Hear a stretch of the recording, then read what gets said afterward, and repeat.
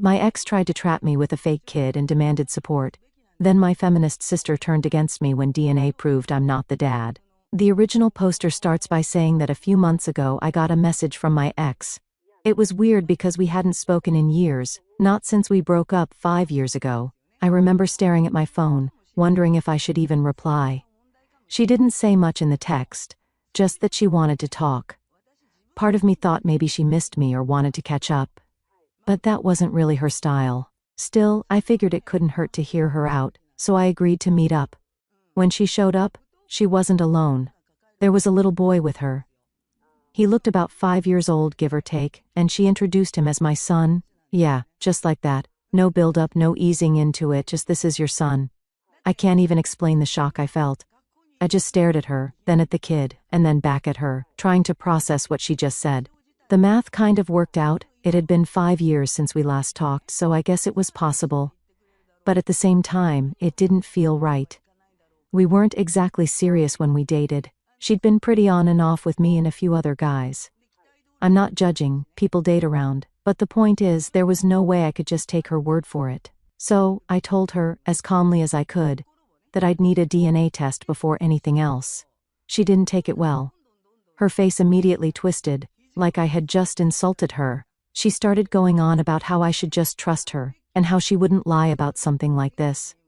Honestly, I wasn't trying to accuse her of lying, but let's be real, this is a huge deal. If the kid was mine, I'd want to know for sure before jumping into anything. I even told her I'd take full responsibility if the test came back positive. I said I'd cover all the costs, be in his life, and do whatever it took to step up as a dad. That didn't seem to matter to her. She was completely fixated on the fact that I didn't just take her word for it. She started listing all these reasons why a DNA test wasn't necessary. First, she said it was too expensive, which didn't even make sense, because I offered to pay for it. Then she said it would be traumatizing for the kid. I mean, he wouldn't even know, it's just a cheek swab. It was excuse after excuse, and none of it added up. When I didn't budge, she switched tactics. She called me a deadbeat, and accused me of trying to dodge my responsibility. She even dragged my family into it, calling my parents and telling them I was refusing to support my own child. That part really pissed me off because now my mom was blowing up my phone demanding answers. I tried to explain everything to her, but she wasn't exactly neutral. She kept saying things like, "If there's even a chance he's yours, you need to step up." Eventually, I put my foot down. I told my ex we weren't going any further until the DNA test was done, period. She acted like I was the worst person in the world, but I stood my ground. A week later, we finally did the test. I can't lie, I was nervous waiting for the results. What if I was wrong? What if this kid really was mine? I started thinking about how my life would change. Would I have to co-parent with her? How would I explain this to future girlfriends? It was overwhelming. But when the results came back, I couldn't believe it. I wasn't the father. I felt a weird mix of relief and anger. Relief because I wasn't ready to be a dad, especially not in this way, but anger because she'd put me through so much stress for nothing. I called her as soon as I got the news, thinking she'd just accept it and move on. Instead, she flipped out again. She started crying, saying it wasn't fair and that I owed her money anyway for all the years she'd spent raising the kid. I told her straight up, "I don't owe you anything." Then I hung up and blocked her number. I was done. After everything with my ex, I thought the drama was over. I mean, the DNA test came back negative, so that should have been the end of it, right? Wrong. Somehow my family managed to make things worse. A couple of weeks after the whole ordeal, my parents decided to have a small family gathering. Nothing fancy, just a casual get-together at their house. I wasn't thrilled about going because I knew my mom would probably bring up the situation with my ex. She'd been on my case about it ever since my ex called her, but I figured it was better to show up and deal with it than to skip and hear about it later. The evening started out fine. My brother and I were hanging out in the living room just catching up. At one point, he brought up the situation with my ex. He started cracking jokes about it, which honestly made me laugh. I know it might sound bad, but after all the stress she put me through, I felt like I deserved a moment to laugh about how ridiculous the whole thing was. My brother was on fire, coming up with jokes like, "Man, she really thought she could pull a Maury move on you." We were both dying, and even one of my friends who was there joined in. Then, out of nowhere, my sister stormed into the room. She looked absolutely furious. Before I could even say anything, she got in my face and started yelling. "Are you seriously sitting here joking about this?" she snapped. "You're mocking a poor woman who's been struggling to raise a child on her own. Do you even realize how cruel that is?" I was so caught off guard that I didn't even know how to respond. My brother tried to step in, saying it was just a joke, but that only made her angrier. She turned on him too, calling him immature and insensitive. At one point, she actually pushed me against the wall. It wasn't hard or anything, but still, it was enough to make everyone in the room stop and stare.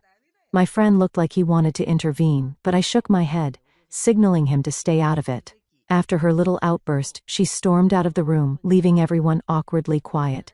My dad eventually tried to break the tension by changing the subject, but the vibe was ruined. I stayed quiet for the rest of the night, not wanting to stir up more drama. Later, when the party was winding down, my sister cornered me in the kitchen. She'd apparently dragged my parents in there too, because they were both standing behind her like backup. I could tell this wasn't going to be a friendly chat. She crossed her arms and started going off about how awful I was for putting my ex through a DNA test. According to her, I oppressed my ex by making her prove herself. She actually said I was contributing to the systemic mistrust of women. I couldn't believe what I was hearing. "You forced her to be a single mom," she said, glaring at me like I'd committed some kind of crime.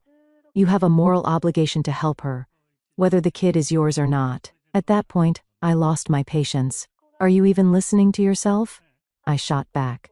She lied about me being the father. Why should I take responsibility for a kid that's not mine? My sister didn't back down. She claimed I probably tampered with the DNA results because men can do whatever they want. She also said the whole idea of a test was dehumanizing to my ex. My parents, who had been mostly quiet until now, finally chimed in. My dad said he didn't agree with my sister but did think the jokes earlier were a bit cruel. My mom, on the other hand, was more on my sister's side. She said something about how women don't usually lie about these things, and maybe I should have been more understanding. My brother, bless him, jumped in to defend me. "Mom, are you serious?" She tried to scam him for child support. That's not exactly understanding material.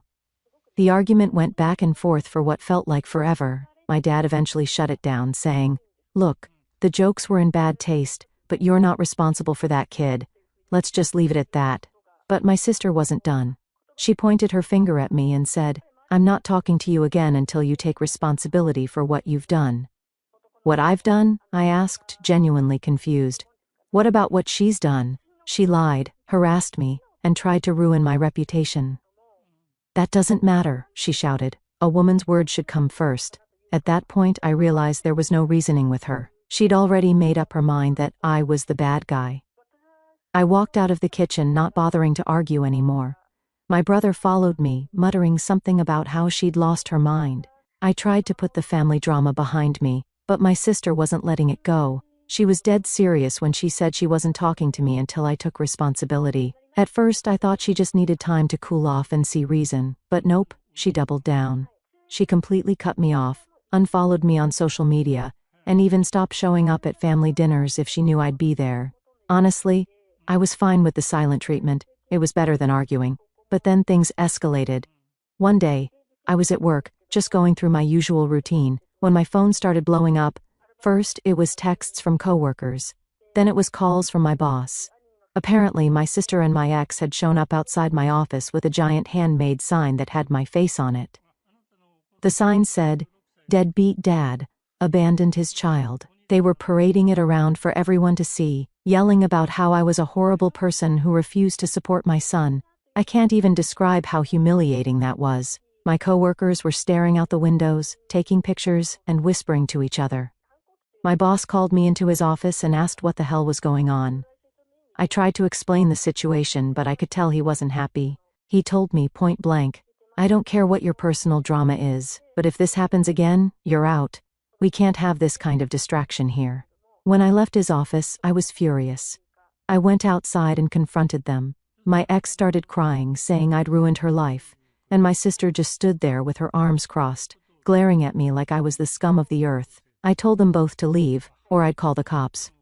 My sister had the audacity to laugh and say, "Go ahead, show everyone how you silence women."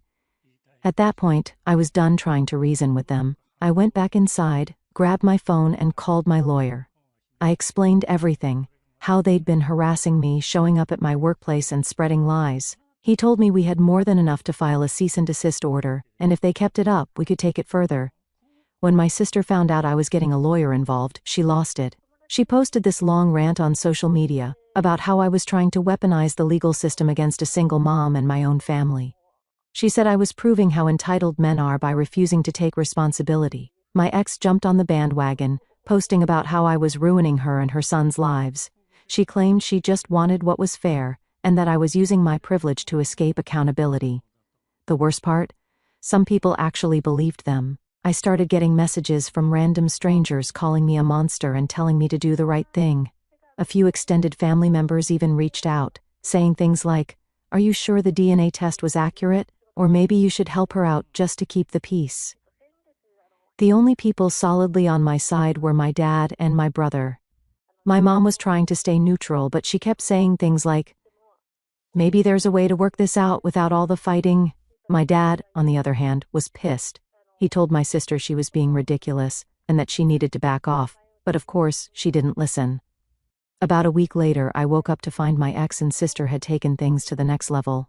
They'd made a public post on a community Facebook page, complete with pictures of me and the sign they'd made. The post was basically a full-blown attack, accusing me of being a deadbeat dad and saying I was hiding behind lawyers to avoid supporting my child. It got a ton of comments, most of them from people who didn't even know me, saying things like, "What a loser, and how can people like this live with themselves?" At this point, my lawyer told me we needed to take immediate action. He drafted a legal letter for both of them, outlining all the ways they were harassing and defaming me. The letter made it clear that if they didn't stop, we'd take them to court. When my ex got the letter, she freaked out. She called me, crying and begging me to drop it. She said she'd take back everything she posted and promised to leave me alone if I didn't follow through. She even tried to guilt me, saying I was ruining her and her son's lives, but I'd had enough. I told her, "You had your chance to stop this, you didn't take it." As for my sister, she was just as stubborn as ever. She called the letter a bluff and posted about it on social media, claiming I was trying to silence women. She said the legal system was rigged in favor of men, and that I was using it to punish her for standing up for what she believed in. She even posted screenshots of the letter, trying to rally support from her followers. My lawyer and I took screenshots of every single post she made. It was all evidence, and she was handing it to us on a silver platter. Eventually, the community page moderators took down my ex's post after I sent them proof that her claims were false. That was a small win, but the damage was already done. I still had coworkers giving me side-eye and extended family questioning my character. But at least the tide was starting to turn. People were beginning to see that my ex and sister were going way too far. Meanwhile, my sister started realizing she was losing support. A few of her friends told her to back off, and some of our relatives called her out for taking things too far. But instead of stopping, she doubled down. She kept posting, kept making a scene, and kept dragging my name through the mud. At this point, I knew it was only a matter of time before everything blew up in her face. After sending out the cease and desist letters, I thought things might finally calm down. I mean, who would keep pushing after getting legal papers? Turns out, my sister and ex would. Instead of backing off, they ramped things up, mainly on social media. It was like they saw the legal notice as a challenge instead of a warning. My sister went on her platforms, ranting about how I was trying to silence her for standing up for a single mom who was abandoned by a deadbeat dad. She made it seem like this was some David versus Goliath situation, where I was the big bad guy abusing my power. My ex, not to be outdone, started posting about her poor son being abandoned, and how she was just fighting to give him a better life. She talked about how I was weaponizing the legal system against her, claiming I was ruining her child's future by refusing to help financially. Of course, she left out the part where the DNA test proved the kid wasn't mine. It wasn't just their posts that made things bad. They encouraged their followers to harass me too. I started getting DMs from random strangers calling me a loser, a coward, and worse. People were commenting on my profile pictures with things like, "Deadbeat and take care of your kid, jerk." At one point, someone even tried to review bomb the company I worked for, claiming they employed a known abuser. The thing is, I wasn't just dealing with the public drama. Behind the scenes, my family was still divided. My dad and brother had my back 100%. My dad even threatened to cut off my sister financially if she didn't stop. My brother, meanwhile, made it his mission to troll her posts, calling her out for her lies. But my mom was more complicated.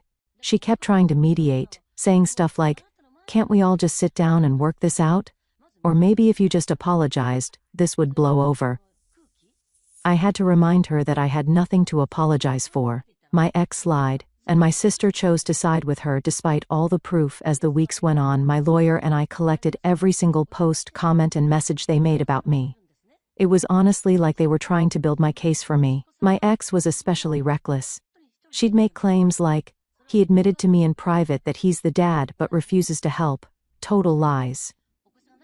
She even posted a picture of the DNA test results, claiming they were fake. My sister, meanwhile, was spouting nonsense about how I was a textbook example of male privilege. At first, I thought all this social media nonsense was just annoying, but my lawyer pointed out how useful it was. Every post they made became another piece of evidence we could use against them. The more they talked, the worse it got for them. What really pushed things over the edge was when my ex tried to get her story picked up by a local news site. She pitched it as a single mom's fight for justice kind of thing. But the reporter actually did their homework. When they contacted me for a statement, I sent them all the documentation, the DNA test results, screenshots of my ex admitting she lied, and the harassment I'd faced. Needless to say, the story never got published. That didn't stop my ex and sister from spiraling, though. My sister made a follow-up post, accusing me of using my connections to shut down the article. She called me a misogynistic control freak who couldn't handle being held accountable. At this point, it was almost laughable how far they were reaching, but it still sucked to see my name dragged through the mud. Things took a sharp turn when my ex tried to organize a public protest. Yep, you read that right. A protest. She posted on social media, calling for people to show up outside my workplace with signs to raise awareness about what a horrible person I was. I guess she expected a big crowd, but only 3 people showed up: her, my sister, and some random guy holding a sign that said, "Deadbeat dads deserve jail."